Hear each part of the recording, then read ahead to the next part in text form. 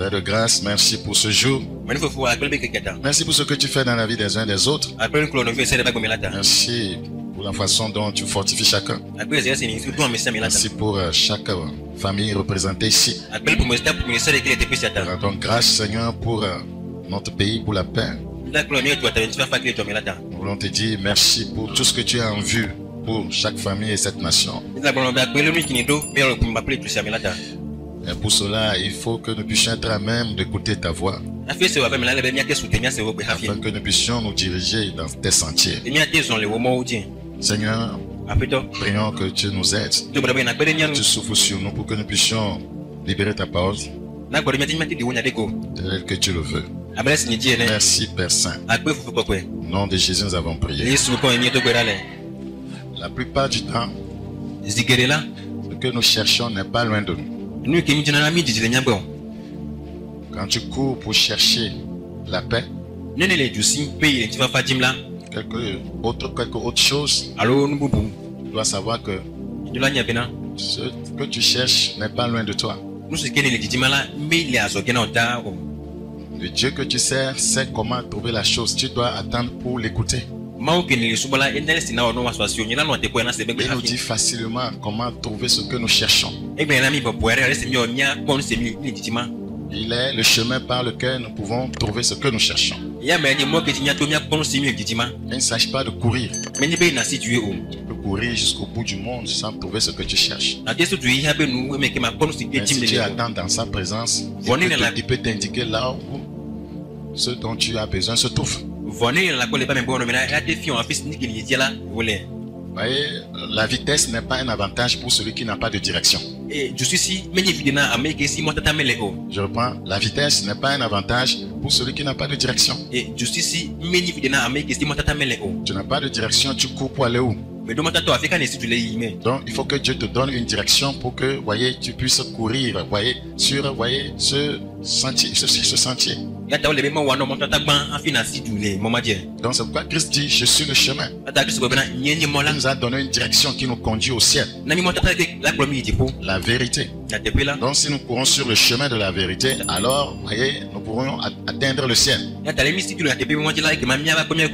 Une fois qu'on connaît la direction, on peut chercher à courir. Et c'est Dieu qui doit donner d'abord la direction en te parlant. Mais quand tu n'as pas de direction, la vitesse n'est pas un avantage pour toi. Ce matin, nous considérons le terme comment entraîner son esprit à écouter la voix de Dieu. Comment entraîner son esprit humain bien sûr, à écouter la voix de Dieu. Ça ne se fait pas par magie. Dans le Seigneur, tout est sacrifice. Tout est un prix. Dieu n'est pas un magicien. Dieu étale les principes pour vous les respecter. Alors, il vous répond, ça marche. Pour que Élie fasse descendre le feu qui devait confondre les prophètes de Baal, il devait, suivre certains principes pour le rétablissement de l'autel de Dieu qui avait été abandonné.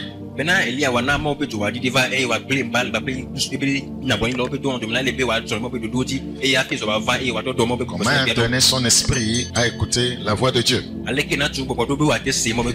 Dans Genèse chapitre 3, nous considérons le verset 10. Genèse chapitre 3, le verset 10. Il répondit, j'ai entendu ta voix dans le jardin. Au commencement, l'homme entendait la voix de Dieu. Et l'homme communiquait avec Dieu. Il est arrivé que, les hommes aujourd'hui ont du mal à entendre la voix de Dieu.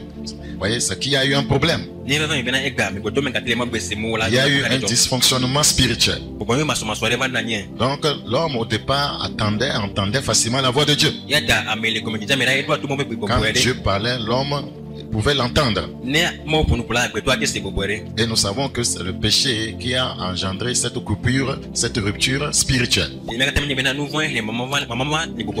Dans Ésaïe chapitre 30, le verset 21. Ésaïe chapitre 30, nous considérons le verset 21. Tes oreilles entendront derrière toi la voix qui dira. Voici le chemin. Vous voyez, donc il ne s'agit pas de courir, il faut connaître le chemin d'abord. Si vous n'avez pas de direction, la vitesse n'est pas un avantage pour vous. Vous allez aller rentrer dans le mur. Tes oreilles entendront derrière toi la voix qui dira. Voici le chemin. Vous devez avoir un chemin avant de courir. La Bible dit tes oreilles entendront. Voici le chemin. Ça veut dire que, voyez, celui qui connaît le chemin doit te parler. Si tu dis voici le chemin, que tu n'as pas pu discerner sa voix, tu vas emprunter un autre chemin. Voici le chemin. Il y a une voix qui indique le chemin dans tous les domaines. Par rapport à la carrière, par rapport au voyage, par rapport au mariage, voyez, par rapport à certaines décisions importantes de la vie. Nous appartenons à un roi, nous avons un Dieu, il faut qu'il puisse nous montrer le chemin. Voyez, il faut que nos oreilles soient aptes à écouter, entendre sa voix. Tes oreilles entendront derrière toi la voix qui dira. Voici le chemin. Marchez-y. Il ne faut pas simplement connaître le chemin. Il faut y marcher. Beaucoup de chrétiens à l'église, on leur montre le chemin, mais ils n'y marchent pas. Mais ils veulent des résultats. Ils veulent que ça marche. Pourquoi nous faisons aussi tant de mal? Tu as entendu la voix finalement qui t'a montré le chemin. Marchez-y, emprunte le chemin. Aie confiance à Dieu qui t'a montré le chemin. Ne doute pas de lui quand il te montre le chemin. Vous irez à droite ou vous irez à gauche. Oui, c'est tellement important. Vous devez connaître le chemin. Voyez, vous devez connaître le chemin, voyez, qui mène par exemple à Togoville. Donc, vous pouvez vous lever, je m'en vais à Togoville. C'est vague. Voilà, vous prenez, voyez, vous savez que c'est vers le nord, le sud, ou l'ouest, ou l'est. Mais le point exact où vous allez, il faut emprunter certains corners. Voyez, il continuera, voyez, à vous diriger, à vous dire vous irez à gauche ou vous irez à droite. C'est tellement important. On peut chercher, voyez, à se rendre à Déticopé, voyez, à un lieu précis, mais se retrouver simplement à Déticopé et ne pas retrouver le lieu précis. Je veux me marier, je sais que ça doit être dans un cadre chrétien. Mais je me retrouve au milieu des frères et sœurs, mais je ne peux pas prendre n'importe qui. Le Seigneur doit me dire la sœur est à gauche, ou bien le frère est à gauche, la sœur est à droite, ou bien elle est, voyez, à gauche. La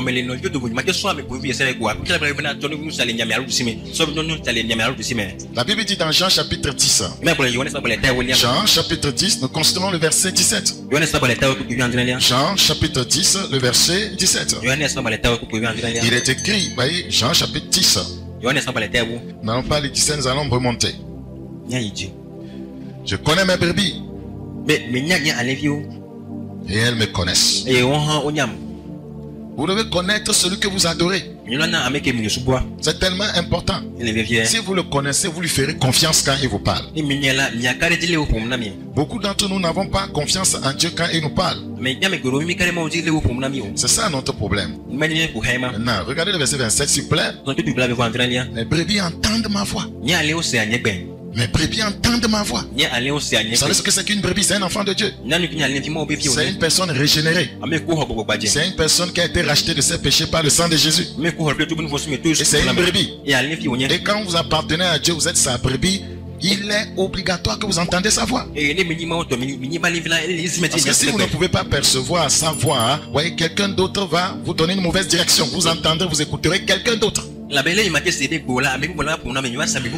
brebis entendent ma voix. Une fois que vous êtes sa brebis, vous devez l'écouter. Mais quiconque n'écoute pas Dieu, voyez, n'est pas sa brebis. Il n'est pas né de nouveau. Mais brebis, quand ça m'a brebis, écoute ma voix. Et la voix de Dieu, voyez, nous la percevons premièrement dans les Écritures. Parce que les Écritures nous parlent de sa part. Mais il y a certaines choses que vous ne pouvez pas trouver dans les Écritures. Il faut que Dieu vous parle directement. Et comment faire pour l'entendre? C'est sur ça que nous allons attarder ce matin. Mais la première volonté de Dieu nous est révélée dans les Écritures. Parce que, vous voyez, tout ce qui est écrit, c'est la voix de Dieu qui nous a été transmise par le Saint-Esprit. Donc, une fois que vous n'entendez pas cette première voix de Dieu qui est sa parole, les Écritures qui sont, voyez, normalement mentionnées, vous n'êtes pas sa brebis. Mes brebis écoutent ma voix. Une fois que vous avez cette Bible, c'est ce que Dieu dit. Vous ne voulez pas l'entendre et pratiquer, il ne vous parlera pas. Parce qu'il vous a déjà parlé. Ce que vous avez, vous ne pratiquez pas ça. Mais vous voulez aller dans une autre dimension où le Seigneur lui-même vous parle directement. Ça ne sera pas possible. Ce qui vous a été révélé, vous ne le pratiquez pas. Est-ce que ce qui est caché qui vous sera révélé? Mes brebis entendent ma voix. Mes brebis entendent ma voix. Je les connais. Et elles me suivent. Si vous entendez la voix de Dieu, vous le suivez. Donc, voyez, vous ne pouvez pas suivre une autre personne. Et quand vous suivez Dieu, il dit, je leur donne la vie éternelle. Quelle est la raison pour laquelle nous le suivons? La raison fondamentale, c'est la vie éternelle.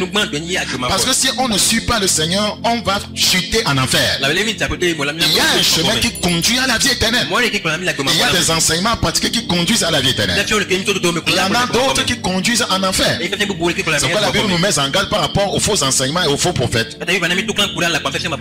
Donc si vous êtes une brebis du Seigneur, c'est-à-dire un enfant de Dieu, sachez que le Seigneur désire vous parler. Et surtout, il veut que vous l'entendiez. Malheureusement, beaucoup de croyants sont sourds à la voix de Dieu. Regardez avec moi dans Isaïe 42. Isaïe chapitre 42. Considérons le verset 19. Isaïe chapitre 42, le verset 19. Il est écrit au verset 19, qui est aveugle sinon mon serviteur,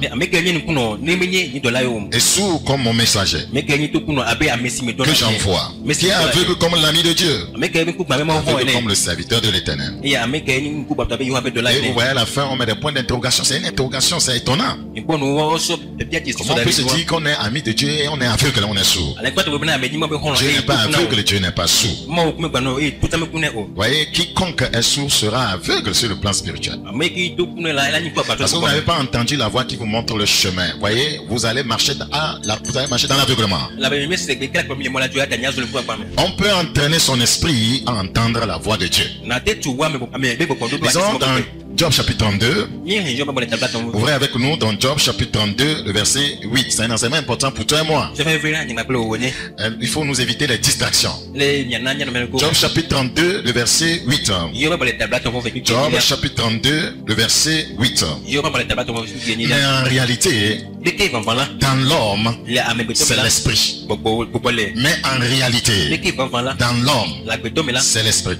Je reprends. Mais en réalité, dans l'homme, c'est l'esprit. Le souffle du Tout-Puissant.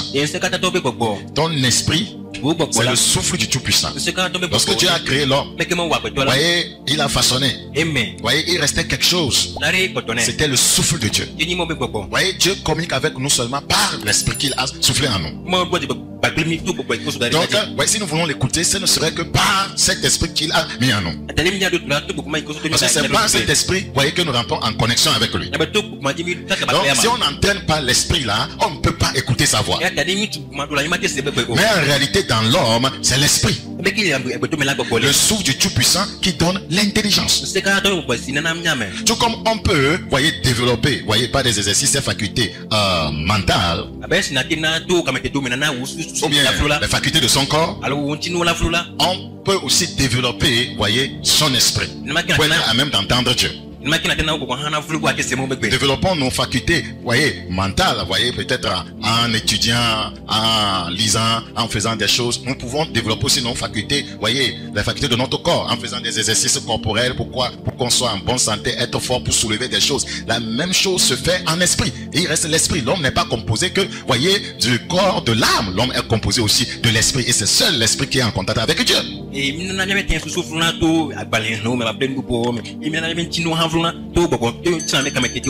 Si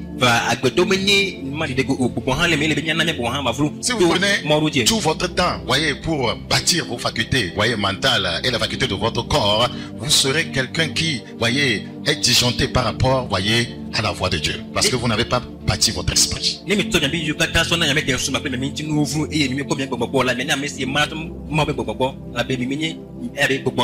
ne vivra pas de pain seulement. Le pain fortifie le corps. C'est de toute parole qui sort de la bouche de l'Éternel. Pour être à même de recevoir sa parole, votre esprit doit être en contact avec lui. C'est tellement important. Donc nous pouvons développer ou entraîner notre esprit à écouter la voix de Dieu. Car c'est ce dernier qui se connecte à Dieu lors de notre nouvelle naissance. Lors de notre nouvelle naissance, c'est notre esprit qui entre en contact avec Dieu. Jean chapitre 3, nous considérons le verset 5. Jean chapitre 3, le verset 5.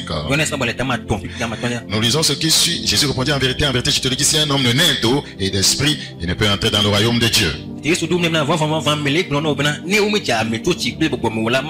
c'est la parole. L'esprit, c'est le Saint-Esprit ici. Et le Saint-Esprit régénère votre esprit humain. C'est tellement important. Le Saint-Esprit régénère, touche votre esprit humain, le met en contact avec Dieu. Voilà, la Bible dit que lorsqu'il sera là, il convaincra le monde du péché. C'est le Saint-Esprit qui fait cette œuvre-là, de la justice et du jugement. Et lorsque vous êtes convaincu, vous vous soumettez, voyez, votre esprit se soumet à l'esprit de Dieu. Et il y a connexion entre, voyez, votre esprit et l'esprit de Dieu. C'est là-bas qu'on dit: vous êtes né de nouveau, vous êtes un enfant de Dieu. Vous n'êtes pas un enfant de Dieu parce que vous venez dans une assemblée chrétienne. Vous n'êtes pas un enfant de Dieu parce que vous tenez une Bible. Vous n'êtes pas un enfant de Dieu parce que vous chantez dans la chorale. Vous n'êtes pas un enfant de Dieu parce que vous jouez un instrument dans la maison de Dieu. Vous êtes un enfant de Dieu parce que vous avez été au préalable convaincu du péché par l'esprit glorieux de Dieu. Et vous vous êtes soumis en prenant la décision radicale de vous détourner de vos péchés. Celui qui casse cette transgression ne prospère point. Celui qui les avoue et la délaisse obtient miséricorde. Le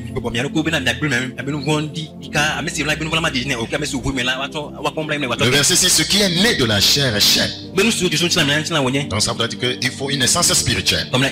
Étant donné que cette naissance doit être spirituelle, c'est le Saint-Esprit qui touche notre esprit humain pour que cette naissance soit spirituelle. Et ce qui est né de l'esprit est l'esprit. Donc il faut que ce contact, voyez, puisse être, voyez, soit là dans votre vie. Alors ce matin, nous allons parler de 4 règles à suivre pour éduquer ou entraîner notre esprit à écouter la voix de Dieu.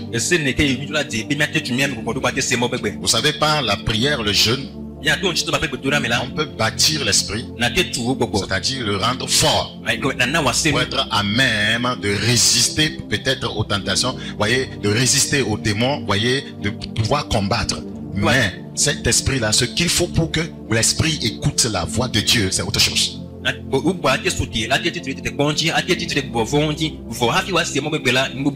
a des gens qui jeûnent, qui prient. Spirituellement, ils sont forts, mais ils n'arrivent pas à entendre la voix de Dieu. Quand Dieu leur parle, ils n'arrivent pas à entendre. Parce qu'il y a un chemin. C'est tellement important. Quand Jésus jeûnait, c'est la voix du diable qu'il a entendue. Quand vous jeûnez, vous rentrez dans le monde spirituel, les démons aussi peuvent venir. Mais si vous n'avez pas bâti votre esprit à discerner la voix de Dieu de celle du diable, vous serez vaincu malgré que vous êtes quelqu'un qui jeûne, qui prie. Il y a des gens, des géants en esprit, des gens qui jeûnent, qui prient, qui font de grandes choses, mais voyez, qui font des erreurs graves qui les détruisent, même les grands hommes de Dieu, parce qu'ils n'arrivent pas à écouter quoi? La voix de Dieu.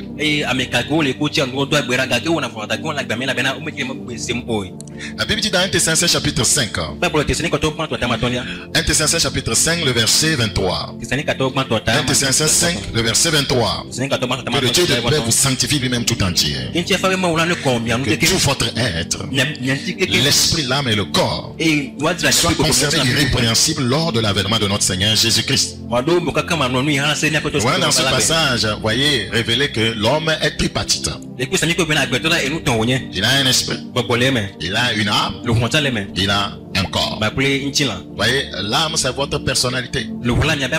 C'est vous-même. C'est votre moi. Donc, si, vous voyez, l'esprit de Dieu ne se met pas en contact avec votre esprit humain pour contrôler votre âme, vous serez charnel. C'est le problème des croyants. Pourquoi les gens sont charnels? Les gens mentent, les gens s'énervent, les gens se mettent en colère, ils gardent rancune, ils calomnient, ils murmurent. C'est l'âme. Votre personne à vous n'est pas transformée. Cette transformation aura seulement lieu lorsque votre esprit humain, voyez, est en contact avec Dieu et contrôle, agit sur votre âme. Et les actions de votre corps le prouveront.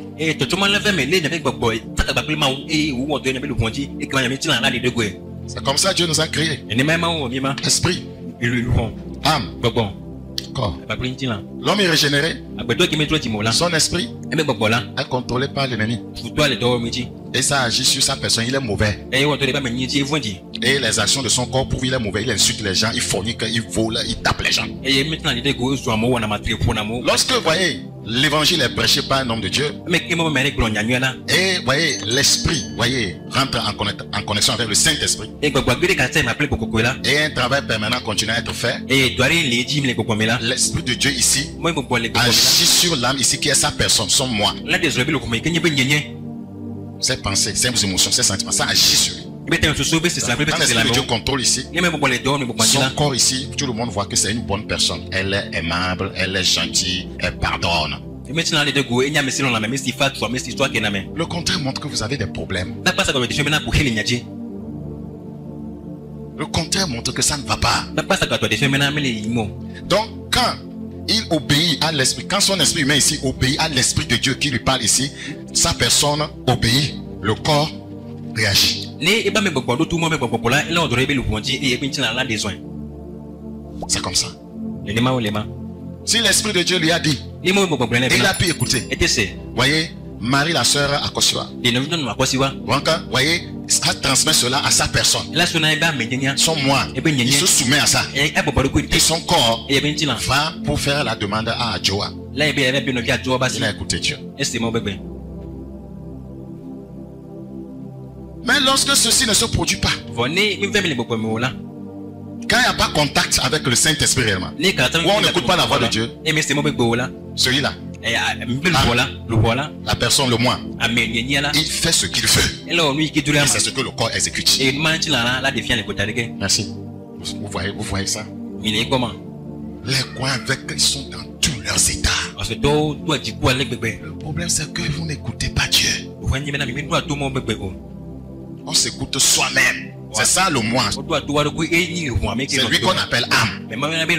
Tant que l'esprit ne le contrôle pas, le Saint-Esprit ne contrôle pas l'âme directement. C'est pas ton esprit humain. Donc maintenant il faut travailler ton esprit humain à écouter le Saint-Esprit. C'est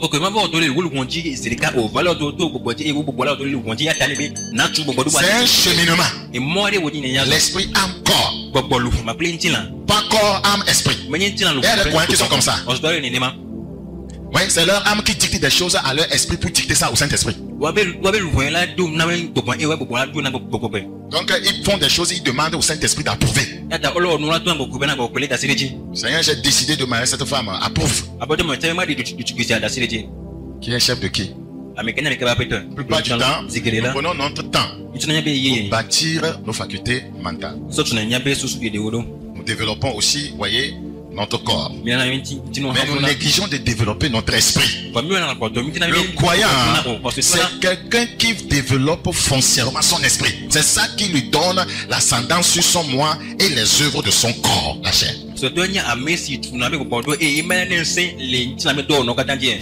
Quand nous venons dans la maison de Dieu, ou bien nous approchons des Écritures, notre intention, c'est de construire notre esprit humain. En allant même dans la prière, le jeûne, c'est toujours l'intention. Seul lui doit avoir l'autorité sur l'âme et le corps.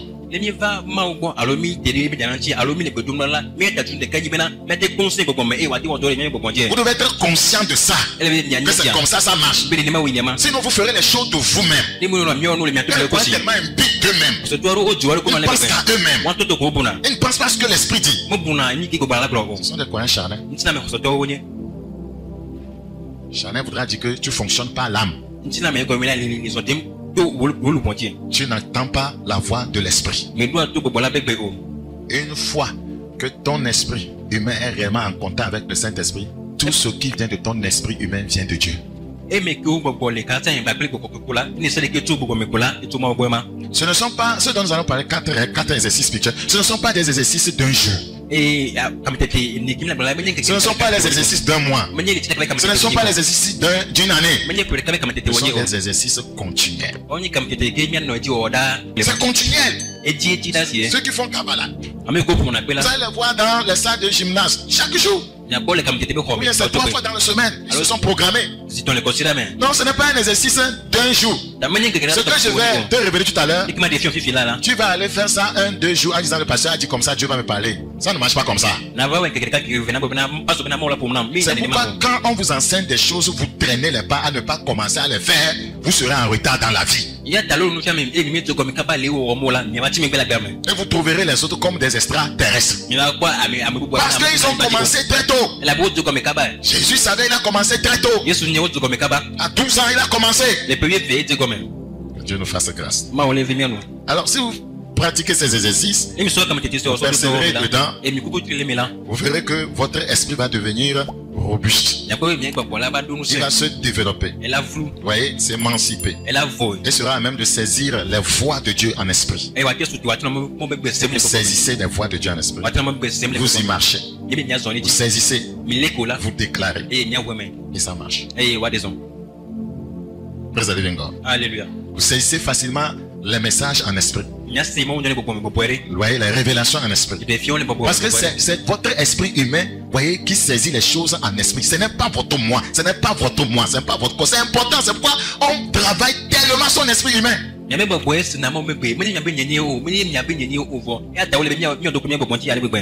Praise the living God. Alléluia. Alors, comme je le disais, nous allons parler de 4 règles, 4 exercices pour bâtir son esprit humain, afin que ce dernier soit à même, voyez, d'entendre la voix de Dieu facilement. Ouais, parmi ces 4 règles, ces 4 exercices, 3 sont en rapport avec la parole de Dieu. Vous voyez maintenant l'importance de la parole. Qui négligeait la parole, c'est ce que je vous ai dit. La parole est déjà là, vous refusez de la pratiquer, vous n'avez pas atteint la voie. Vous serez en train de tourner en rond. Donc celui qui ne veut rien à faire avec la parole de Dieu, voyez, il n'a qu'à oublier qu'il écoute, c'est le diable qui te parle. Soit que quelqu'un va payer le prix, il écoute Dieu de ta part, voyez, il te le transmet. Et la plupart du temps, c'est le travail des prophètes. Et là encore, on ne veut pas écouter les conseils scripturels. Praise the living God. Alléluia.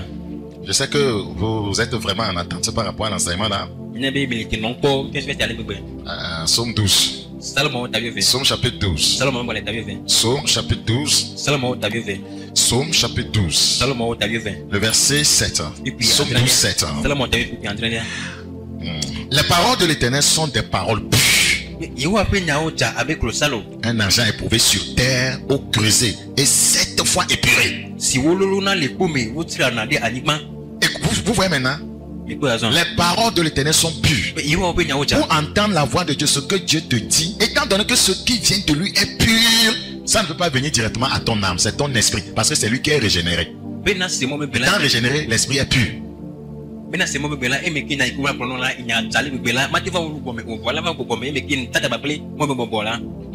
ce passage nous parle aussi de l'importance de la parole de Dieu. On ne méprise pas la parole de Dieu, parce que la parole de Dieu, ce n'est pas n'importe quoi. Les paroles de l'Éternel sont des paroles pures. Ce ne sont pas les paroles d'un homme. Donc je ne peux pas badiner avec la parole de Dieu. Vous devez me comprendre. Si vous voulez que je fasse autre que ce que la parole de Dieu dit, je ne peux pas le faire. Parce que les paroles de Dieu sont des paroles pures.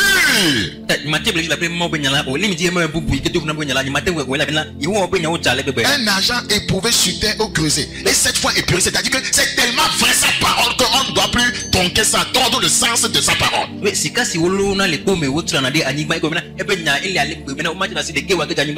te demande qu'une chose. Obéis.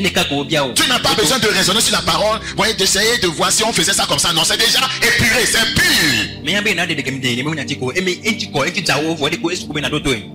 C'est pur.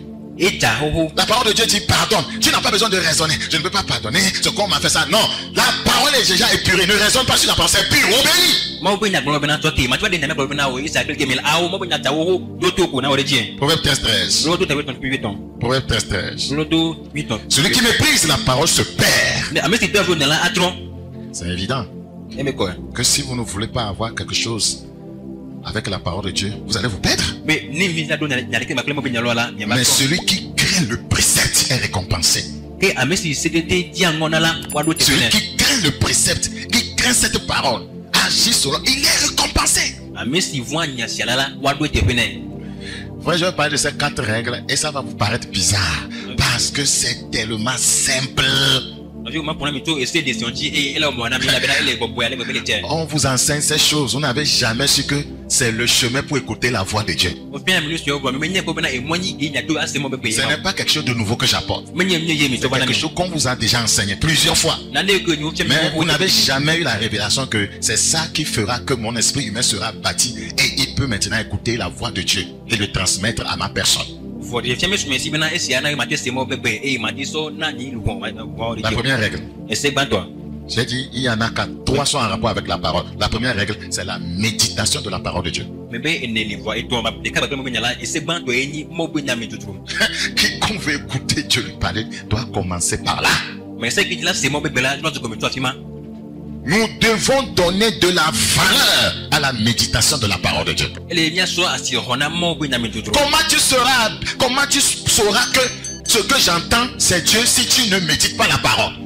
Si tu n'es pas en contact, voyez, permanent avec la parole, comment la voix que tu entends, tu peux savoir que c'est la voix de Dieu? Il y a plusieurs voix en esprit.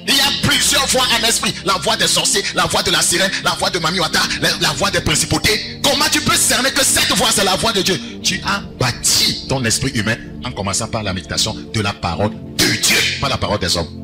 Vous voyez,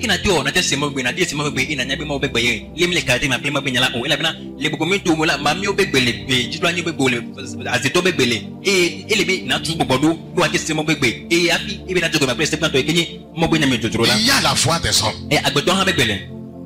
Il y a la voix du moi. Les gens foncièrement spirituels, ce sont ceux qui prennent assez de temps pour méditer la parole de Dieu. Il n'y a pas autre chose. Quand vous découvrez des gens foncièrement spirituels, les gens foncièrement spirituels, ce sont des gens qui méditent la parole. Le pasteur Adeboye nous raconte dans une de ses prédications, il était à l'extérieur pour une conférence des serviteurs de Dieu. Et à la pause, comme au réveil, il y a tellement du bruit, du désordre, les gens bavardent n'importe où. Et il a couru avec sa Bible pour aller se cacher dans les toilettes pour méditer. Et il savait qu'il y avait quelqu'un d'autre à côté dans la toilette aussi. Quand il a fini, il fait sa méditation. Il sort.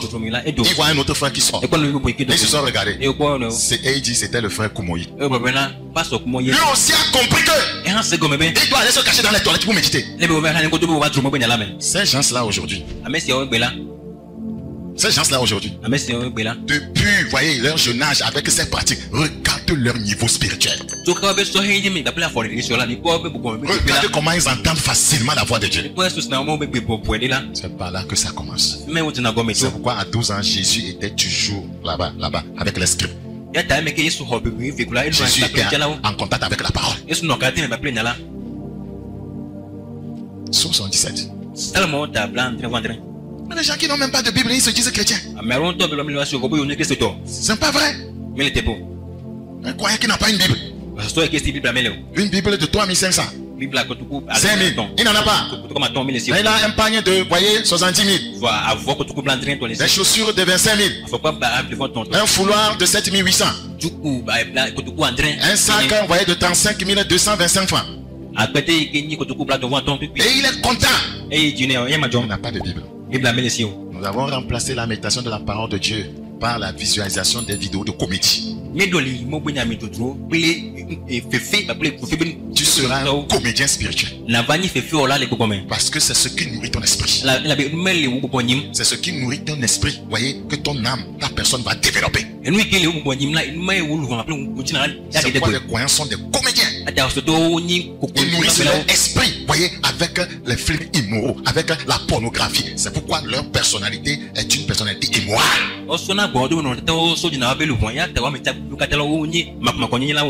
Vous ne savez pas que ce que vous prenez pour nourrir votre esprit, c'est ce que votre personnalité sera. Satan, c'est ça. Donc il a déposé toutes ces choses sur les réseaux sociaux. Vous nourrissez votre esprit par la nudité des hommes, la nudité des femmes. Votre personne sera une personne immorale. Votre esprit vous transmettra à votre âme les voix de la sirène. Les voix de la sirène. Psaume 117. Le verset 6. Je vais lire comment en français. Je pense aux jours anciens, aux années d'autrefois. Je pense à mes cantiques pendant la nuit. Je fais des réflexions au-dedans de mon cœur et mon esprit médite. C'est là-bas qu'il commence à se bâtir. Nous parlons de bâtir l'esprit. Je pense à mes cantiques, le verset 7 en éveil. Je pense à mes cantiques pendant la nuit. Je fais des réflexions au-dedans de mon cœur. Mon esprit médite. Nous faisons des réflexions avec sa parole. C'est ça la méditation. Nous nous interrogeons, nous posons des questions sur ce que nous lisons. Et c'est ça qui fait que l'esprit médite et devient fort.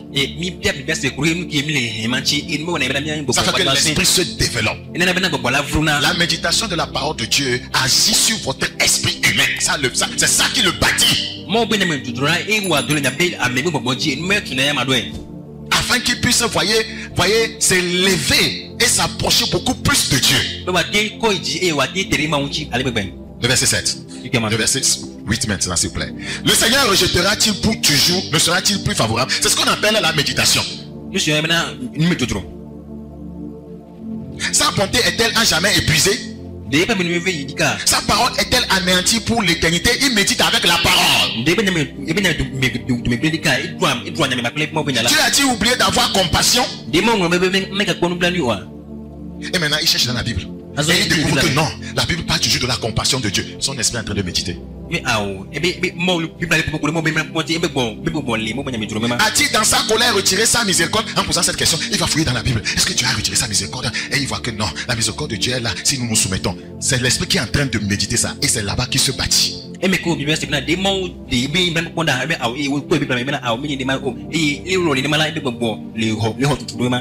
Praise the living God. Alléluia. Frères et sœurs, nous devons retourner à la méditation de la parole de Dieu.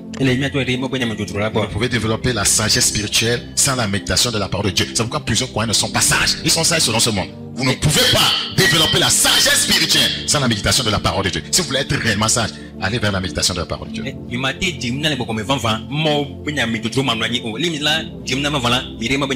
Nous avons déjà enseigné plusieurs fois que le fondement de la sagesse, oui, c'est la parole. C'est la pratique de ses commandements. Regardez dans Josué chapitre 1. Josué chapitre 1. Josué chapitre 1.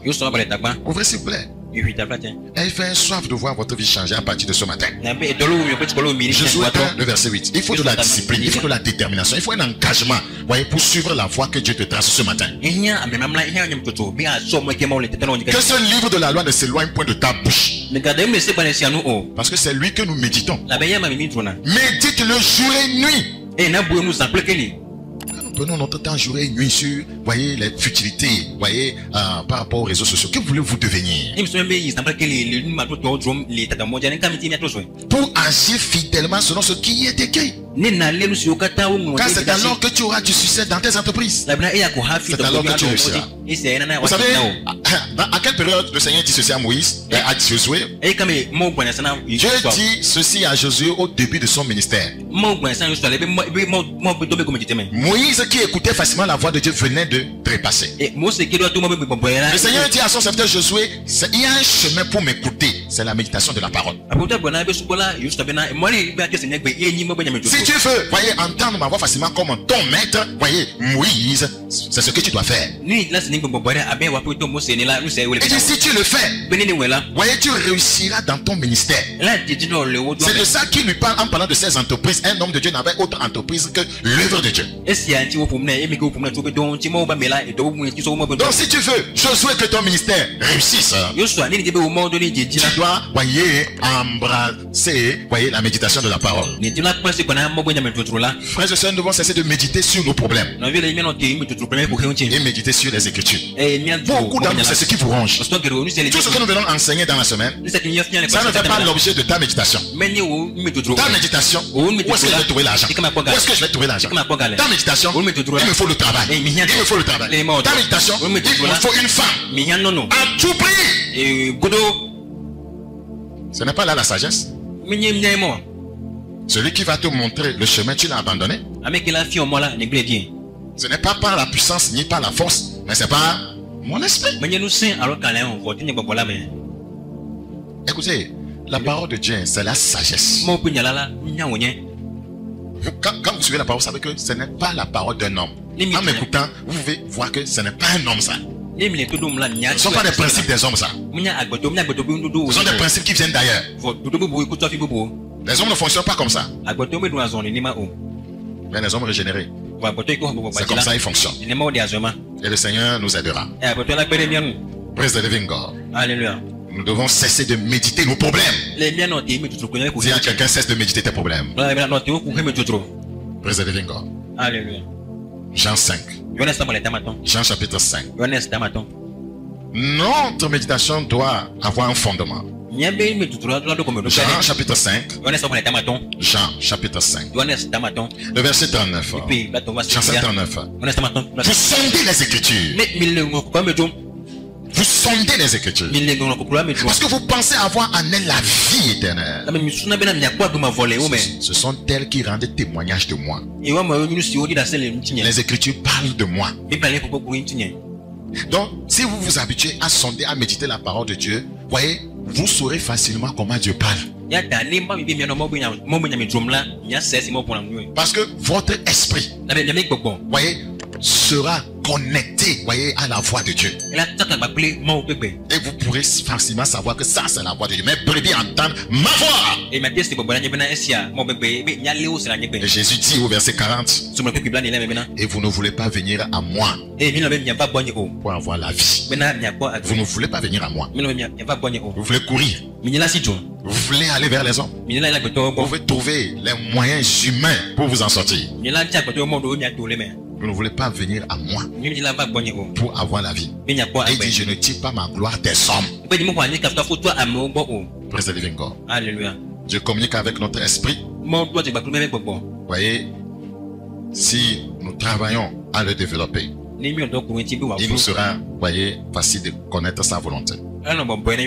Mais si nous ne travaillons pas à développer notre esprit humain, par la méditation de la parole, c'est le premier point, il nous sera très difficile de connaître la volonté de Dieu. La Bible dit, tu entendras une voix derrière toi qui dira, voici le chemin, marchez-y. Et la Bible dit, dans Ésaïe 30, Ésaïe chapitre 30, nous considérons le verset 1. Ésaïe chapitre 30, le verset 1. Malheur à l'Éternel, malheur dit l'Éternel, aux enfants rebelles qui prennent des résolutions sans moi. Est-ce que ça ne vous tique pas? Ça voudra dire que chaque fois que vous prenez une décision sans l'aval de Dieu, vous êtes un rebelle. Le Seigneur dit, le malheur peut vous attendre. Une fois que vous êtes né, vous êtes dans son royaume, vous ne vous appartenez pas, vous ne posez pas des actes sans que le Seigneur ne vous donne le feu vert. Il appelle ceux qui le font des enfants rebelles. Et dit malheur, c'est-à-dire qu'ils vont vivre dans la malédiction. Ils prennent des résolutions sans moi. Ça veut dire que je dois l'écouter alors. Parce qu'il ne veut pas que je prenne des résolutions sans lui. Si nous connaissions les exigences de ce que c'est qu'un chrétien, nous ne serons pas en train de faire n'importe quoi. Vous tremblerez chaque fois. Vous tremblerez chaque fois. Praise the living God. Alléluia. Les gens pensent que vous venez prêcher, on est content, on est à l'aise. Nous tremblons, nous craignons avant de commencer à prendre le micro. Parce que ce n'est pas affaire d'homme, c'est affaire de Dieu. Gare à toi si tu es en train de raconter n'importe quoi. Ne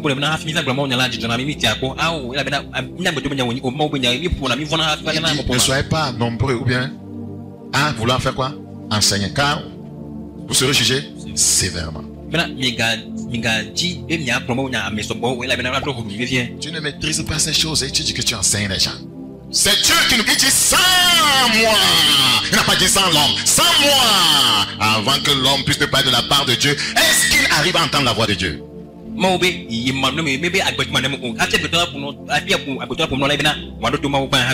Avant que ton père ne te dise de faire quelque chose, est-il connecté à Dieu? Ta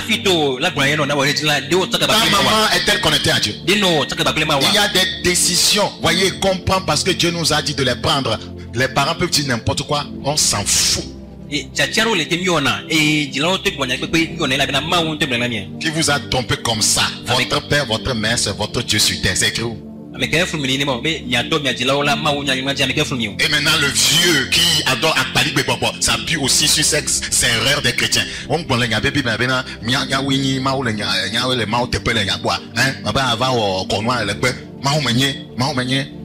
Est-ce que nous avons pas dit dans votre Bible que je suis votre Dieu sur cette terre? Écoutez-moi. Écoutez-moi. Allez vers Dieu, il parle. Dieu fait quoi? Dieu parle. Pierre va dire qu'il faut obéir à Dieu. Donc aux hommes, ces hommes étaient des autorités. Mais il dit que non, nous ne pouvons pas vous obéir, il faut obéir à Dieu. Nous sommes des croyants. Et la Bible nous a dit d'obéir aux autorités de notre nation. Par rapport à certaines choses pour qu'il y ait la paix. Mais ce n'est pas à tout que nous obéissons. Le gouvernement ne peut pas décréter aujourd'hui que chacun ait 5 femmes et je vais aller chercher les femmes. Ça veut dire quoi? Parce que ce qu'il dit ne concorde pas avec les Écritures, je ne le ferai pas. C'est ce qui est arrivé au temps de Daniel, Shadrach, Abednego. Les autorités disent d'adorer la statue érigée par Nebuchadnezzar. Mais ces gars les obéissaient, les écoutaient dans certains domaines. Même arrivés là, ils disent mais roi, d'abord vis éternellement quand même. Mais là, ça là, nous n'allons pas faire ça. Nous ne souhaitons pas d'abord vis éternellement. Nous sommes Daniel, et on doit tout faire. Nous sommes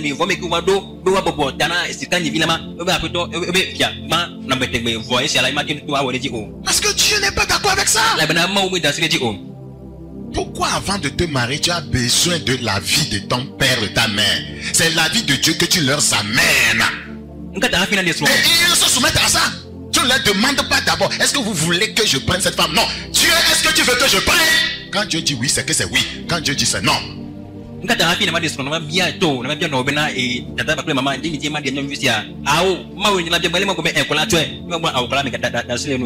dire, Dieu m'a dit, pensez là, j'ai besoin de votre soutien.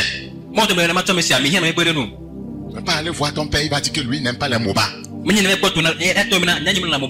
lui aime les MOBA. Tu ne vas pas aller voir ta mère qui dit qu'elle n'aime pas les cabiers. Dieu aime les cabiers. Ta mère écoute la voix du diable qui n'aime pas les cabiers. Oh, Dieu aime les cabiers. N'importe quoi. Dieu ne communique pas avec notre mental. Dieu ne communique pas avec notre mental. Notre âme. Ou notre faculté de raisonnement. Les gens prennent leur raisonnement comme si c'est Dieu qui qui parle. Il a commis pas avec notre faculté de raisonnement, notre esprit. Dans l'esprit humain, il n'y a pas raisonnement. L'esprit humain est composé de 3 choses: conscience, intuition, communion. Il n'y a pas raisonnement.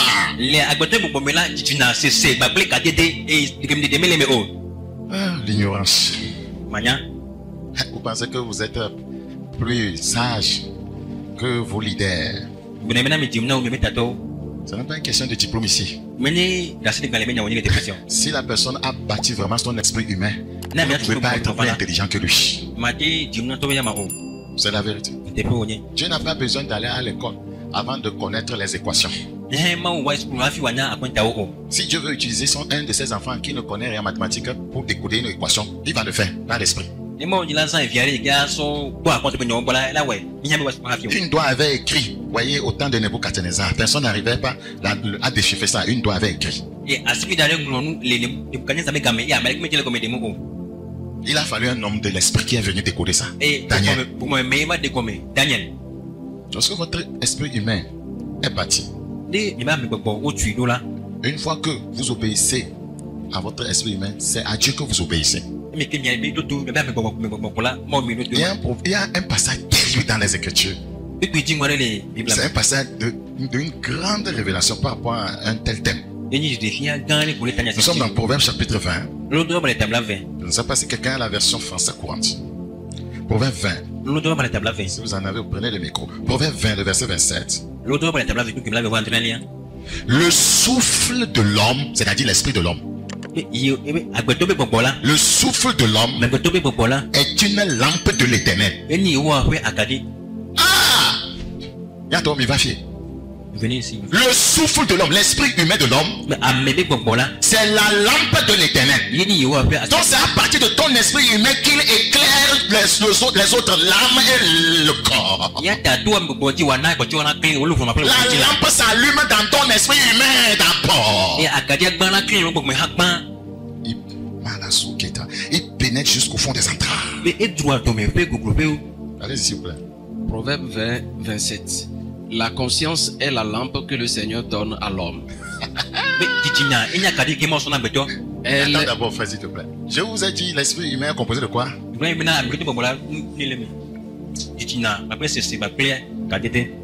La voix de l'esprit, on l'appelle aussi la voix de la conscience.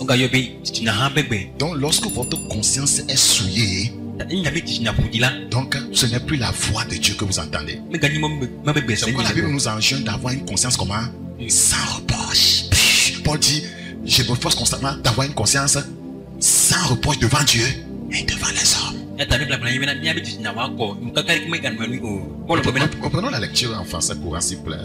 La conscience est la lampe que le Seigneur à l'homme. Vous devez noter ça dans votre Bible. Puisque vous n'avez pas français courant, écrivez ce qu'il vient de dire. Ça va beaucoup vous aider. Il va vous reprendre ça. La conscience est la lampe que le Seigneur donne à l'homme. C'est pourquoi, si on a une conscience vraiment éveillée, on ne peut pas faire des erreurs. Mais quand elle vient à être éteinte, à être souillée, ça devient autre chose. Qu'est-ce qui épure cette conscience? Ou qu'est-ce qui épure votre esprit humain? C'est la parole que vous méditez. Les paroles du Seigneur sont pures.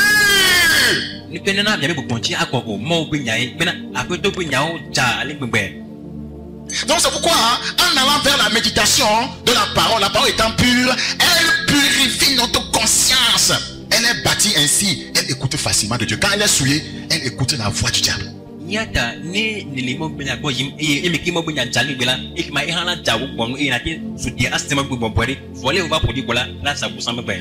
Nous reprenons et terminons avec la suite du passage. La conscience est la lampe que le Seigneur donne à l'homme. Elle éclaire les profondeurs de son être. L'esprit humain éclaire comment? Les profondeurs de son être. Si le Saint-Esprit est en contact avec ton esprit humain, les profondeurs voudra dire le reste, c'est-à-dire l'âme et le corps. Donc c'est l'esprit qui est le capitaine.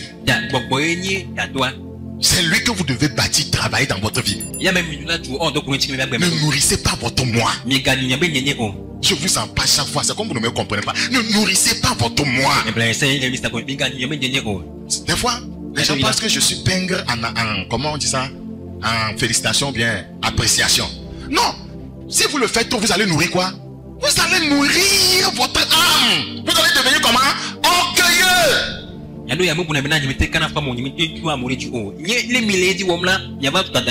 C'est ça. Frère, avant de vous donner la deuxième règle, je voudrais vous dire ceci. L'esprit de l'homme est une lame de l'éternel. Pour mieux comprendre, au lieu de mettre l'esprit de l'homme, vous pouvez mettre conscience. Parce que la conscience fait partie de l'esprit de l'homme. Cela voudra dire tout simplement que le Seigneur utilise son esprit. Cet esprit, c'est lui qu'on appelle la lampe. Pour éclairer notre esprit humain, notre conscience. Donc, prenons donc le temps de méditer la parole de Dieu. La parole de Dieu, là, c'est la lampe. La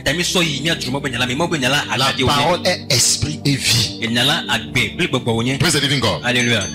Donc, prenons au moins 15 à 30 minutes chaque jour pour méditer. Pas pour lire, méditer, s'interroger, poser des questions sur un passage, un texte, un verset. Notez les conseils, les réprimandes de Dieu, les corrections de Dieu par rapport à votre propre vie. C'est ce qu'on appelle méditer. La plupart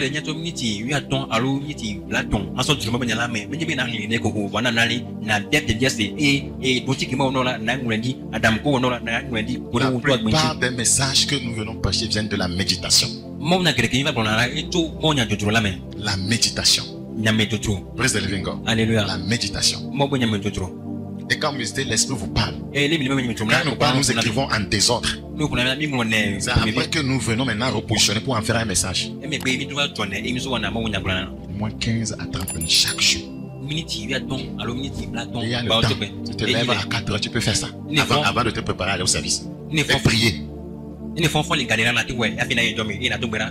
En méditant, Dieu peut te parler. Fais attention à ça. Et puis tu prends le temps pour prier par rapport à ça. Et tu sors, tu es vigilant, tu veilles. Que Dieu nous entende. Et croissez dedans. Je vous ai dit, ce n'est pas un exercice d'un jour.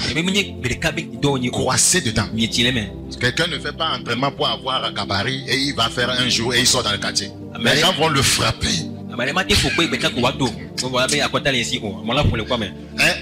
Parce que quand tu fais un peu, tu sens comme les muscles se sont gonflés mais ne se sont pas développés.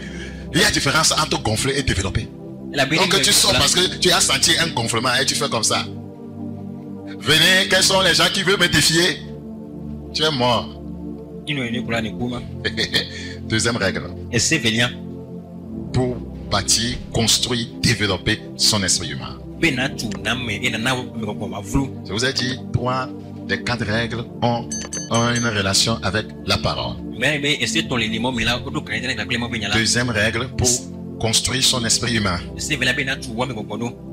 L'épurer. Lui permettre d'entendre la voix de Dieu. C'est la pratique de la parole de Dieu. On ne peut pas méditer, ne pas pratiquer. On ne peut pas méditer, ne pas pratiquer. Ce n'est pas un exercice religieux. Et ça, ce n'est pas de la religion. C'est la pratique d'une vie. Et c'est quelle vie? La vie de Jésus. La pratique de la parole. Deuxième règle. Pour entraîner son esprit à écouter la voix de Dieu. Jacques chapitre 1.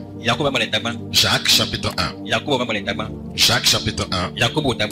Le verset 22. Vous savez, si vous ne faites pas ces choses, vous allez souvent agir mu par vos émotions et vos sentiments. Vos émotions, vos sentiments. Vous allez agir selon et vous allez blesser les gens. Jacques 1:22. Jacques 1:22. Mettez en pratique la parole. C'est la deuxième chose. Deuxième règle. La pratique de la parole de Dieu. Mettez en pratique la parole. C'est un commandement. Quiconque fait ça, il entendra la voix de Dieu. Écoutez, Dieu ne parle pas pour parler, il parle pour qu'on entende, qu'on obéisse. Si ce qui t'a déjà révélé, la parole que Dieu a là, tu ne la pratiques pas, il ne te parlera pas. Écoutez, même quand nous prions, nous cherchons une seule chose en priant. Écoutez la voix de Dieu. La prière, c'est parler à quelqu'un. En retour, il doit te faire quoi? Il doit te parler, non? C'est important. Mettez en pratique la parole de Dieu. Mettez en pratique la parole de Dieu. MDT, mets en pratique la parole de Dieu. Et ne vous bornez pas à l'écouter. C'est ce que nous faisons. Écoutez seulement. Écoutez seulement. Pratiquez la parole. Pratiquer la parole veut dire ce que la parole enseigne, fais-le. C'est tout. Et tu écouteras facilement la voix de Dieu. Ce que la parole enseigne, fais-le. Regardez, Matthieu 23. Matthieu 23. Matthieu chapitre 23. Matthieu 23. Le verset 3. Faites donc et observez tout ce qui vous disent. Observez tout ce qui vous disent. Parce que les pharisiens ici enseignaient mais ne pratiquaient pas. Il dit, n'agissez pas selon leurs œuvres, parce que leurs œuvres ne dénotent pas qu'ils pratiquent la parole de Dieu. Leurs œuvres ne dénotent pas qu'ils pratiquent la parole. Et le Seigneur Jésus continue en disant, car ils disent et ne font pas. Et ne font pas. Et ne font pas. Donc pratiquer, c'est faire. C'est faire. Dit de doua. Beaucoup écoutent la parole, se réjouissent de la parole. Mais combien sont des pratiquants de la parole? Dans Luc chapitre 1, le verset 6. Luc chapitre 1, le verset 6. Tous deux étaient justes devant Dieu, observant d'une manière irréprochable tous les commandements et toutes les ordonnances du Seigneur. C'est ça pratiquer. C'est pourquoi Dieu pouvait parler à Zacharie. Dieu a-t-il parlé à Zacharie ou pas? Un ange n'a-t-il pas été envoyé par Dieu pour parler à Zacharie? Dieu parlait à Zacharie, à sa femme, non? Qu'est-ce qu'il faisait d'abord? C'était des pratiquants. C'était des pratiquants. C'était des pratiquants. Tous deux étaient juste devant Dieu. C'est pourquoi nous vous enseignons. Nous voulons que maman et papa soient au même diapason sur le plan spirituel. C'est pourquoi le Seigneur interdit le joug étranger dans le mariage. Vous pouvez épouser une personne qui écoute la même parole, le même enseignement, qui a la même doctrine que vous. Ça va vous aider beaucoup dans le foyer. Vous mariez une soeur qui ne croit pas à l'enlèvement. Elle va vous enterrer sur la terre. Praise the living God. Alléluia. Le Seigneur nous donnera une bonne compréhension. L'ange, Dieu va parler par la voix d'un ange à ce monsieur, parce qu'il pratiquait la parole. Dieu a confiance à ceux qui pratiquent la parole et il veut leur dire beaucoup plus de choses. Vous savez, un jour, un de mes interprètes qui était avec moi a dit à un de ses oncles pasteurs de nous suivre à la radio. Vous voyez, c'est un pasteur. Et il dit que nous prêchons 2 heures là-bas. Le pasteur l'a crié. Mais oh, il dit quoi comme ça? Il dit quoi? 2 heures. Et il a essayé d'écouter. Et après, il appelle le frère. Le gars a beaucoup de choses à dire. Il y a des choses qu'il doit dire. Dieu ne vous parle pas, vous n'avez rien à dire. Il vous parle, vous avez des choses à dire. Dieu lui veut parler. Le travail de Dieu, c'est de parler aux hommes. Praise the living God. Alléluia. Alléluia. Amen. Regardez dans Luc 8, 21, s'il vous plaît. Luc 8, 21. Luc chapitre 8, le verset 21. Mais il répondit, ma mère et mes frères, ce sont ceux qui écoutent la parole de Dieu et qui la mettent en pratique. C'est le chemin pour que Dieu vous parle.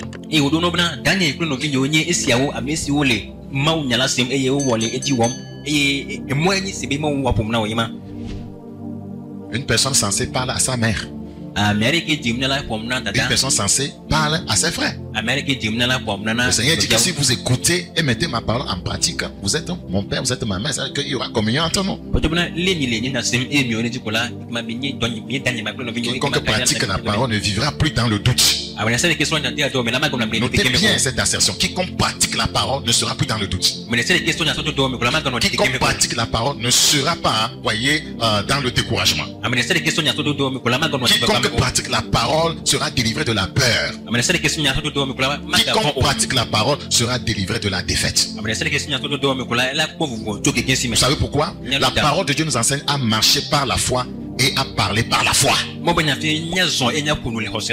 si tu pratiques la parole, tu ne marcheras pas la foi, tu ne parleras pas la foi. Donc il n'y aura pas de doute, il n'y aura pas de découragement, il n'y aura pas de frustration, il n'y aura pas, voyez, la peur. Et il n'y aura pas la défaite. Quiconque pratique la parole marche par la foi et parle par la foi. Alléluia. 2 Corinthiens 5:7. Car nous marchons par la foi et non pas la vue. Nous marchons par la foi et non pas la vue. Nous marchons par la foi et non pas la vue. Et la Bible dit dans Matthieu 17. Matthieu chapitre 17. Concernant le verset 20. Matthieu 17, 20. C'est à cause de votre incrédulité. Leur dit Jésus. Je vous le dis en vérité. Si vous avez de la foi comme un grain de sénévé, vous tirez à cette montagne.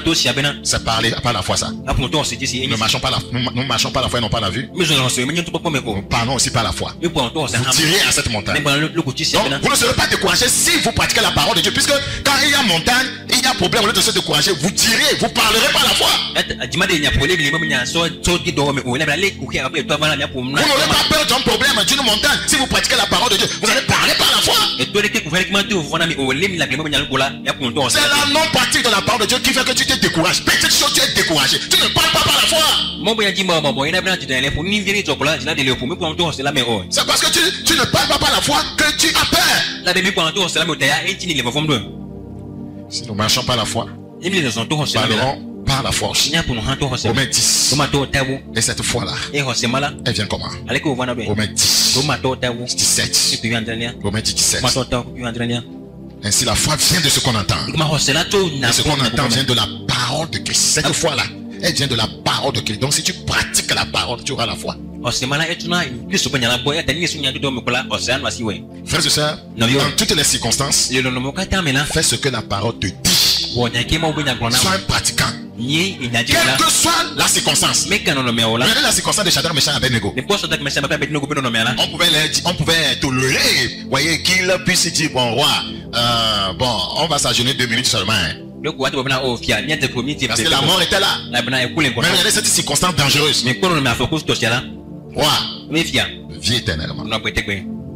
Si tu veux nous tuer, toi vis éternellement. Mais tu dois savoir ce que tu nous demandes de faire là. Nous n'allons pas le faire. Si on doit mourir, on n'a qu'à mourir. C'est ça, pratiquer la parole. Tu me demandes de mentir. Je ne peux pas mentir. Le pasteur veut t'interroger. S'il demande ça, dis-lui que non, que tu ne connais rien. Oh, tu connais. Tu mens à ta femme. Tu mens à ton mari. Ça court dans les foyers. Monsieur qui dribble la femme. Que Dieu ait pitié de nous. Vous pensez que vous connaissez votre femme? Ou bien vous pensez que vous connaissez votre mari? Il faut faire 50 ans de mariage pour commencer à connaître, voyez, au moins, voyez, comment on dit, une petite mesure, un quart de ce qui concerne votre femme ou votre mari. 50 ans de mariage. Donc si il faut 50 ans de mariage pour connaître un quart, en fiançailles tu connais quoi? Mais apparemment en fiançailles tu connais quoi? Le mariage que les choses commencent. Non, les parents savent que je dis la vérité. Les jeunes savent, quand on dit ça, non, ça ne leur dit rien. Ça ne leur dit rien. C'est ça, aller pistonner, c'est ça le problème. Tu n'as jamais appris que le piston d'une moto a eu des problèmes. Dans toutes les circonstances. Fais ce que la parole dit. Jean 2. Jean 2:5. Jean chapitre 2. Le verset 5. Sa mère dit au serviteur, faites ce qu'il vous dira. C'est ça, pratiquer la parole. Faites ce qu'il vous dira. Faites ce qu'il vous dira. Faites ce qu'il vous dira. Faites ce qu'il vous dira. Faites ce qu'il vous dira. Je vais vous donner un exemple tout banal. Regardez avec moi dans Jean 13. Jean chapitre 13. Concernant le verset 34.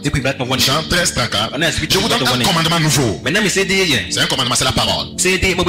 La parole nous enjoint de faire quoi? Aimez-vous les uns les autres. Comme je vous ai aimé, vous aussi, aimez-vous les uns les autres.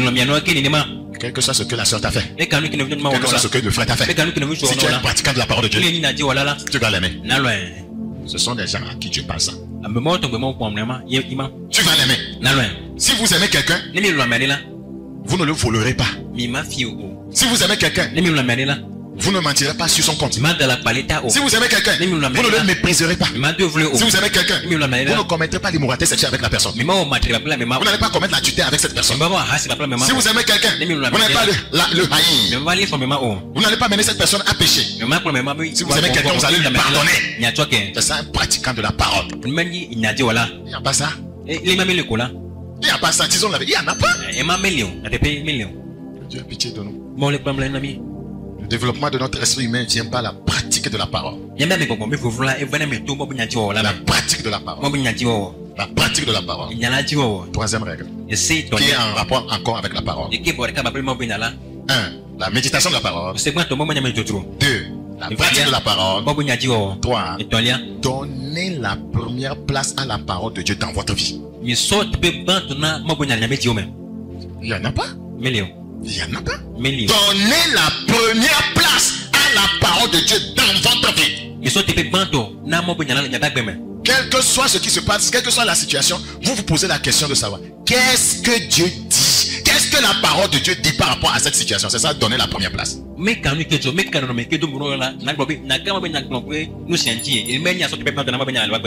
jeune homme t'aborde sur la route. Tu me plais. Je veux te marier. Qu'est-ce que la parole de Dieu dit? La manière dont tu marches, ça m'intéresse. La manière dont ton derrière, voyez comment, voyez le tronc d'un baobab, ça m'intéresse. C'est ce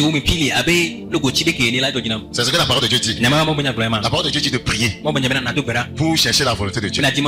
Et lui te compare à un tronc de baobab.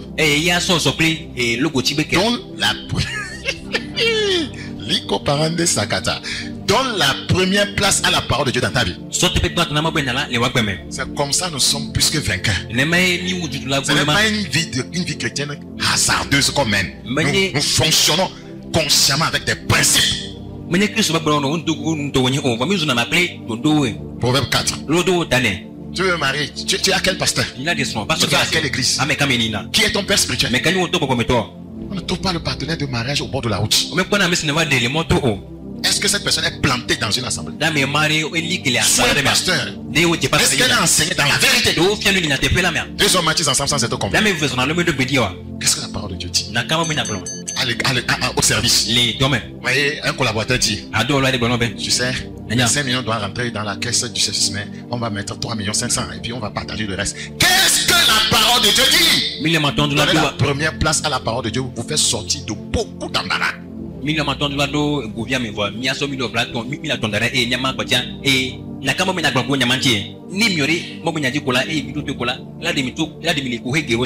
une jeune femme. Vous venez d'accoucher un bébé. Ça fait juste, vous voyez, 6 mois. Et vous tombez encore enceinte. Et avec votre mari, vous pensez avorter ça. Que les gens vont parler. Ça fait bébé vie. Qu'est-ce que la parole de Dieu dit? La parole de Dieu condamne le meurtre. Un avortement, c'est un meurtre. Même si tu mets au monde un enfant après 3 mois, tu es enceinte, ouais, tiens les pédéries. Parce que c'est la conséquence du naquenazement.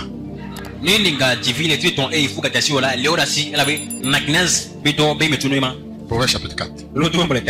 Proverbe 4, le verset 20. Proverbe chapitre 4, le verset 20. Mon fils, sois attentif à mes paroles.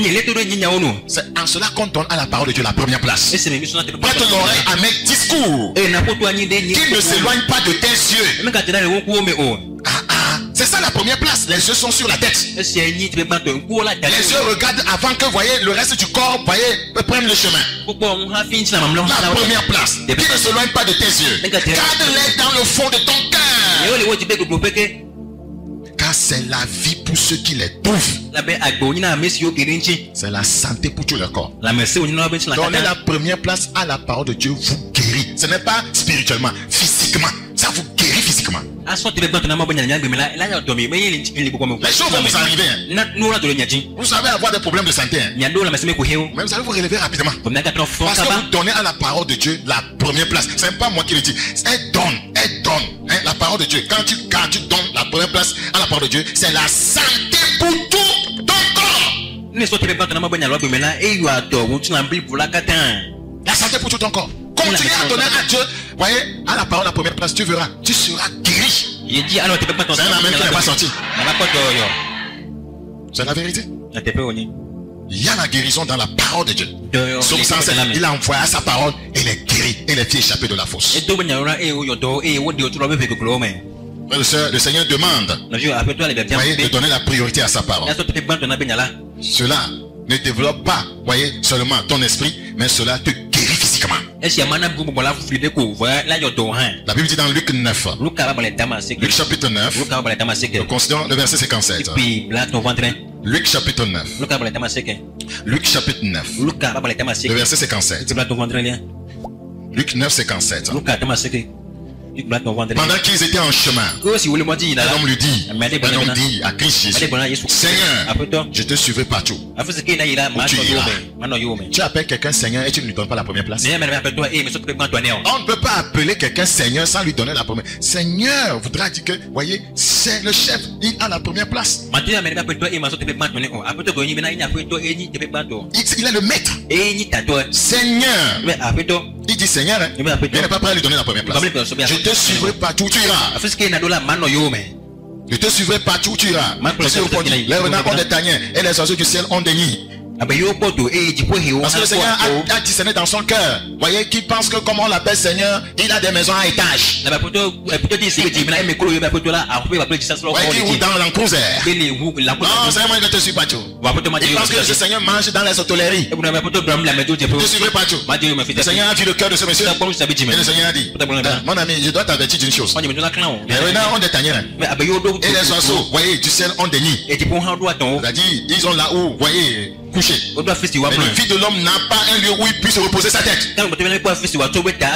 Certainement, le gars là a rebroussé chemin. Il y a un autre, suis-moi. Et il répondit, Seigneur, permets-moi d'abord d'aller ensevelir d'abord mon père.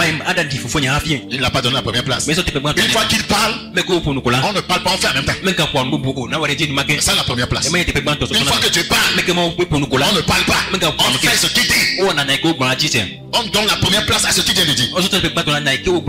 Mais Jésus lui dit, laisse les morts ensevelir leurs morts. Et toi va annoncer le royaume de Dieu. Un autre dit, je te suivrai Seigneur. Permets-moi d'aller d'abord prendre congé de ceux de ma maison. D'abord veux dire toujours que tu n'as pas la première place dans ma vie. Je dois faire ça d'abord. Jésus n'est pas la priorité. La parole de Dieu n'est pas. J'ai compris ce que vous avez dit, mais je vais faire ça d'abord. Ce que vous m'avez dit de la part du Seigneur, j'ai bien écouté, mais laissez-moi d'abord. Dieu ne parle pas à ces gens-là. Voilà les 3 règles fondamentales pour écouter la voix de Dieu. Parce que ça construit votre esprit humain. Ça construit votre esprit humain. Ce sont des règles de base.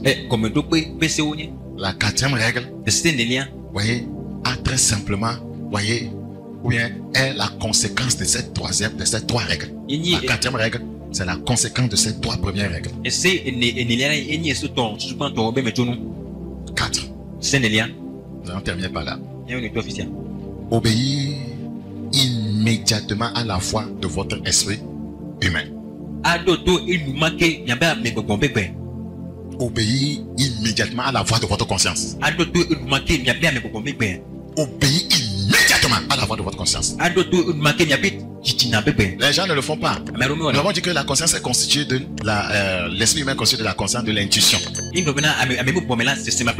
l'organe de communion. C'est dans l'esprit humain qui communion avec nous. Vous allez entendre les gens dire que et tout digne là. Il n'a pas fait. Et ça a donné catastrophe. Et ce que tu ne sais pas que c'est Dieu qui t'a parlé.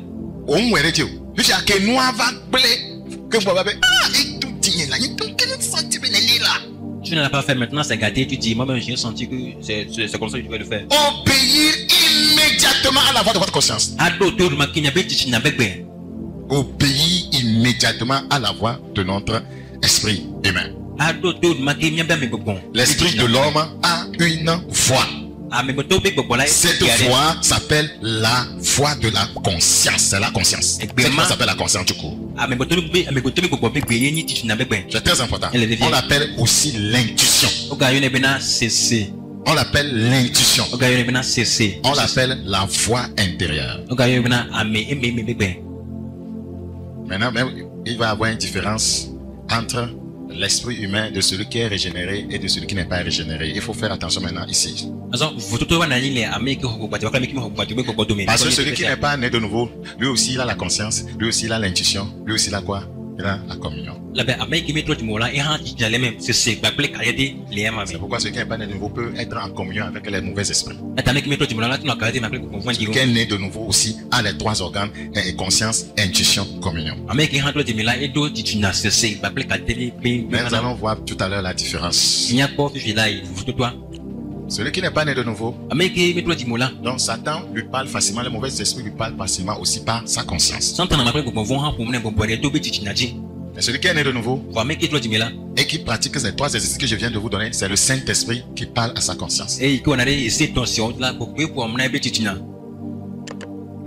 Romains 9.1. Romains 9.1. Romains 9.1. Romains chapitre 9, le verset 1. Je dis la vérité en Christ. Oui, on doit toujours dire la vérité. C'est pourquoi souvent je vous dis, je dis la vérité. Nous ne faisons que copier nos prédécesseurs. Je ne mens point. Regardez, comment il sait. Vous avez vu le verset? Regardez. Romains 9.1. C'est ça la différence.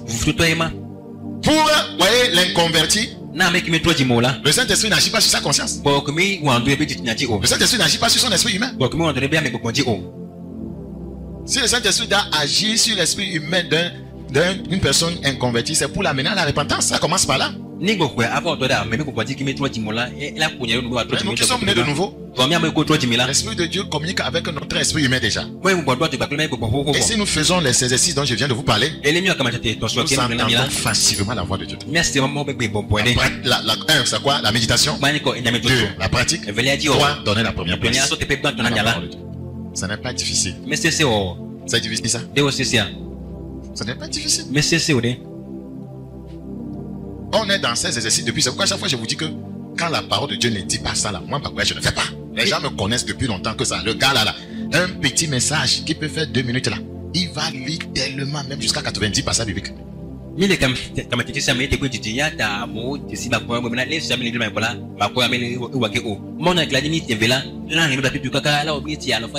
Ça m'a évité. Donner la première personne à la parole de Dieu m'a évité de beaucoup de chutes et tomber dans des égarements, des pièges. C'est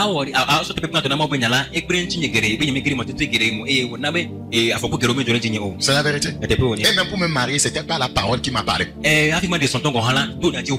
Parce que vous devez savoir par quoi il vous parle. Romains 9. Je dis la vérité en Christ. Je ne mens point. Ma conscience m'en rend témoignage par le Saint-Esprit. Vous voyez que c'est cette conscience qui lui parle. Parce que cette conscience est comment? En connexion. C'est-à-dire conscience ici c'est l'esprit humain. Il est en train de dire son esprit humain est sous contrôle du Saint-Esprit. C'est tout.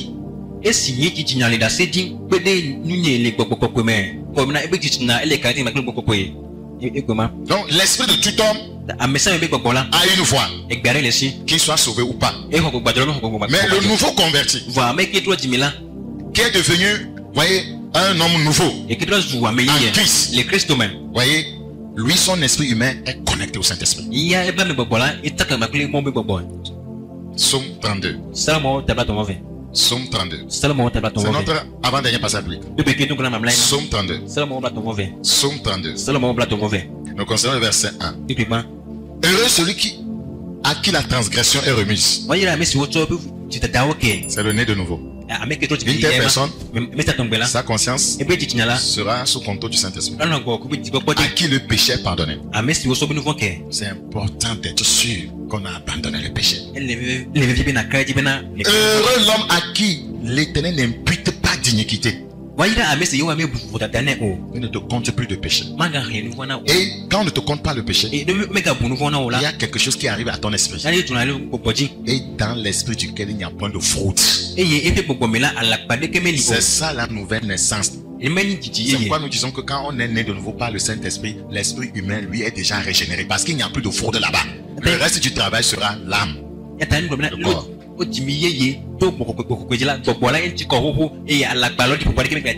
Beaucoup d'entre vous, vous êtes nés de nouveau. Le Saint-Esprit est en contact avec votre esprit humain. Mais vous ne permettez pas, voyez, de prendre le contrôle de votre âme. L'âme, c'est votre personne, votre moi, votre ego. Vous ne travaillez pas à votre salut. Le salut n'affecte pas seulement l'esprit, mais l'esprit, l'âme et le corps.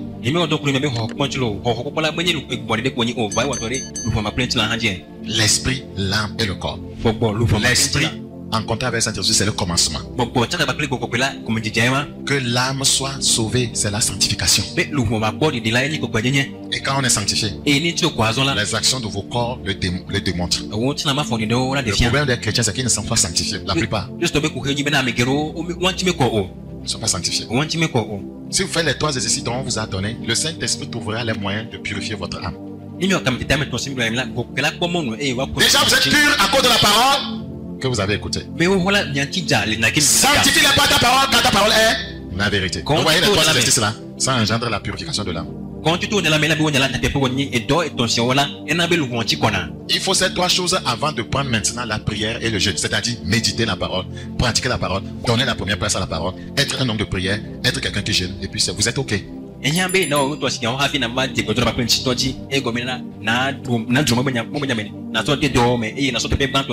premiers exercices, on ne les fait pas, mais on aime la prière. Ça vous voyez, il y a tant d'échecs, on prie, mais ça ne va pas.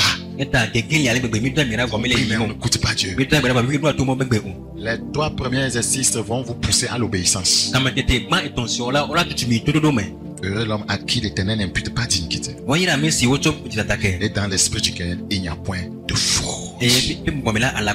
Maintenant, il faut que dans ton âme aussi il n'y a point de fraude. Praise the living God. Alléluia. Et l'esprit, l'âme et le corps est en train d'aller vers l'irrépréhensibilité que la Bible enseigne. 1 Thessaloniciens 5, 23.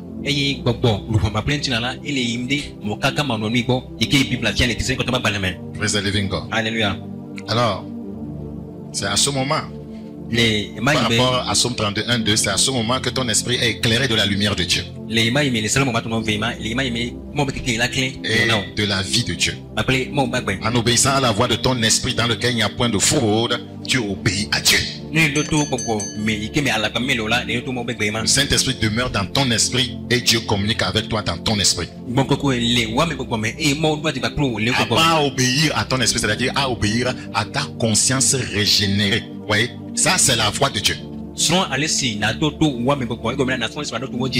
j'obéis à cet enseignement, pour me marier c'est facile. Ma conscience me dit c'est elle, donc j'obéis. Je n'ai pas besoin de rapapapa. Et j'obéis à la voix de ma conscience. Parce que le Saint-Esprit demeure dans ma conscience. La voix de l'esprit, c'est la voix de la conscience. Je n'ai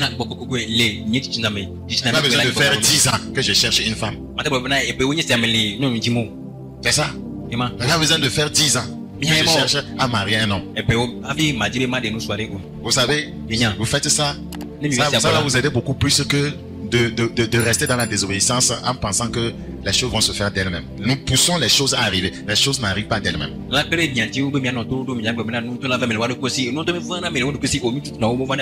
the living God. Alléluia.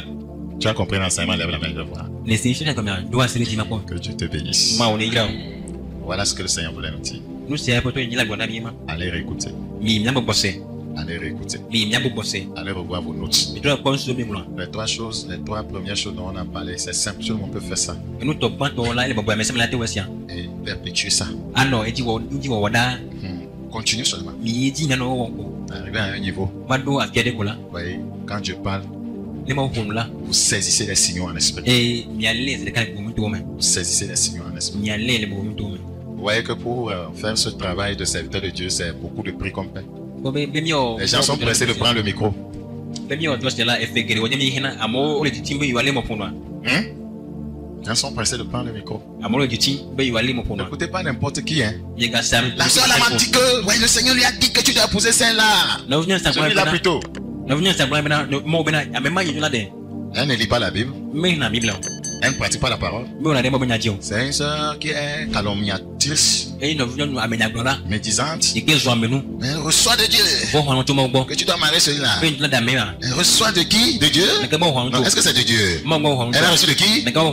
Elle a reçu de qui? Du diable. Il y a des gens aussi. Ils écoutent la voix de l'argent, pas la voix de l'esprit. Le frère a un véhicule. Il s'habille bien. Quand il marche, c'est comme l'escorte du chef de l'État. Et